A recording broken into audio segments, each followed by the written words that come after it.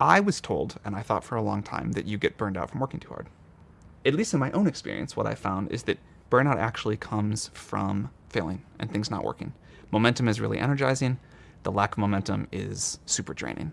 And I find that I have infinite energy to work on things that I find interesting and that are working, and almost none to work on things that I either don't find interesting or aren't working. And so I think you see a lot of founders try something and fail and assume that they just can't work hard enough or don't have enough energy or passion or whatever. And that's actually not true. It's just that that thing didn't work. And what you should do is shut that company down, go on vacation, and try again. And many people then find that, oh, actually, when I'm doing this thing that I like and that is working, I have a huge amount of energy and I can get a lot of stuff done. And so when you look at really successful people and say, how do they get all those things done? It's they have the benefit of momentum, and momentum is energizing.